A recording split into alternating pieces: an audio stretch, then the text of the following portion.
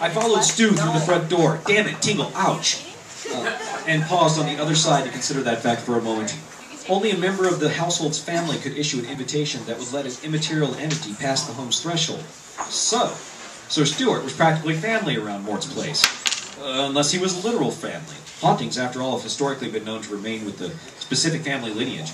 Could Stu be one of Mort's ancestors, here to watch out for his familial posterity, or had the little ectomancer always possessed some odd sort of family, one I'd never known about? Interesting. Be wise to keep my eyes open. The house looked much different. What had been cheesily staged seance room had become a living room with a sofa and a love seat, comfortable chairs. I'd only seen part of the rest of the house, but as I walked with Sir Stuart, I could see the dismal little den of a place had been renovated, redecorated, and otherwise made more beautiful. Stu guided me to a room that was part library, part office, with a fire crackling in the fireplace. Mortimer Linquist seemed to have finally given in to the inevitable. I'd seen him with a bad toupee and with an even worse comb-over, but this was the first time I'd seen him sporting a full-on Charles Xavier. The unbroken shine of his pate looked a lot better than the partial coverage. He'd lost weight, too, since the last time I'd seen him. I mean, he wasn't going to be modeling for Abercrombie & Fitch or anything, but he definitely dropped from a self-destructively obese down to nearly stout. He was in his early 50s, under 5.5 feet tall, dressed in black slacks and a gray silk shirt, and he wore little square-rimmed spectacles. He sat at his table, a deck of playing cards spread out in front of him, and what could either be a fortune-telling through the cards or a game of solitaire. They tended to have about the same amount of significance in my experience. Did I hear a shot, Sir Stuart? Mort asked absently, staring intently at the cards. Then his hands froze in the act of dealing another, and he shot to his feet, whirling to face me. Oh, perfect! Hiya, Morty, I said. This is not happening, Mort said proudly, getting up from the table and walking quickly toward another room. This just can't be happening because no one is this unlucky. I hurried forward, trying to keep up, and followed him into the hallway. Hey, I need to talk to you. I don't care, Mort said, his arms crossing one another in a slashing, pushing away gesture, never stopping. I do not see you. I am not listening to you, Dresden. It's not enough you have to keep dragging me into things in life. Now your stupid ghost shows up to do it too? No. Whatever it is, no. We entered a kitchen where I found Sir Stuart already present, his arms folded, leaning back against the wall with a quiet smile as he watched. Mort went to a large cookie jar, opened it, and took out a single Oreo before replacing the lid.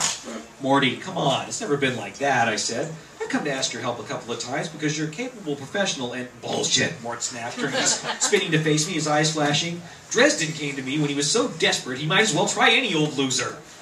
I winced. His summation of our relationship was partially true. I mean, but not entirely.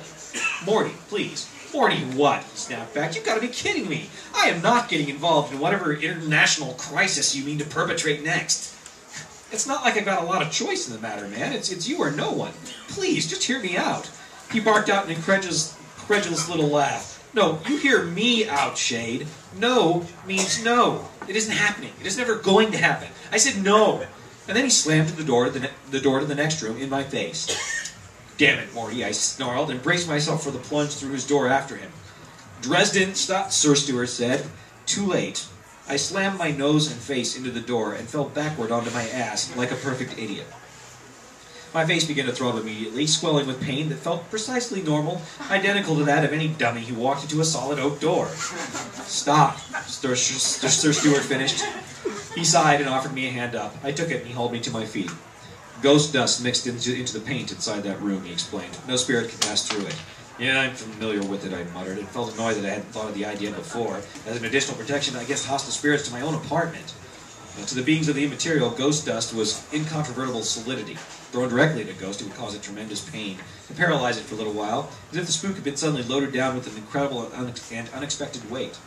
If I'd put it all over my walls, it would have turned them into a solid obstacle to ghosts and their ilk, shutting them out with obdurate immobility. Of course, my recipe had also used depleted uranium dust, which would have made it just a little tad silly to spread around the interior of my apartment. Not that it mattered. My apartment was gone, taken on a Molotov cocktail hurled by a vampire assassin and burned the boarding house to the ground, along with most of my worldly possessions. Only a few had been left hidden away. God knew where they were now. I suppose I couldn't really count that as a loss, as all things considered. Material possessions aren't much use to a dead man. I lifted the hand to my nose, wincing and expecting to find it rebroken.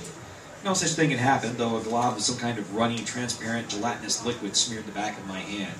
Oh, hell's bells, I'm bleeding ectoplasm? That drew a smile from the late Marine. Ghosts generally do. You'll have to forgive him, Dresden. He can be very slow to understand things at times. I don't have time to wait for him to catch on, I said. I need his help. So Stewart grinned some more.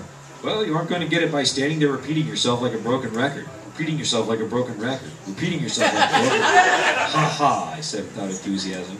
Look, people who cared about me are going to get hurt if I can't act. Sir Stewart pursed his lips. It seems to me that if your demise was to leave someone vulnerable, something would have happened to them already. It's been 6 months, after all. I felt my jaw drop open. 6 months? The ghost nodded.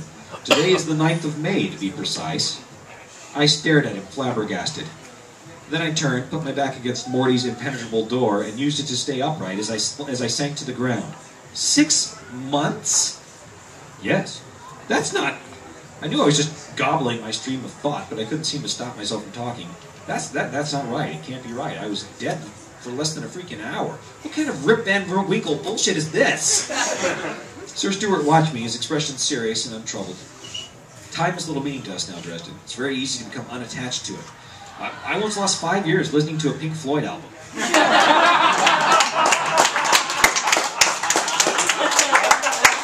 There is snow 1.5 feet deep on the ground, I said, pointing in a random direction.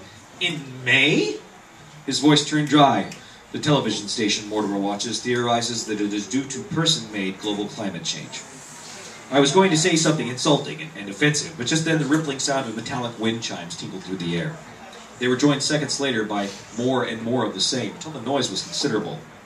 What's that? I asked. Sir Stewart turned and walked back the way we'd come, and I hurried to follow. In the next room over, a dozen sets of wind chimes hung from the ceiling. All of them were astir, whispering and singing, even though there was no air moving in the room. Sir Stewart's hand went to his axe, and I suddenly understood what I was looking at. It was an alarm system. What's happening? I asked him. Another assault, he said. We have less than 30 seconds. Come with me. Which is a much better place to stop.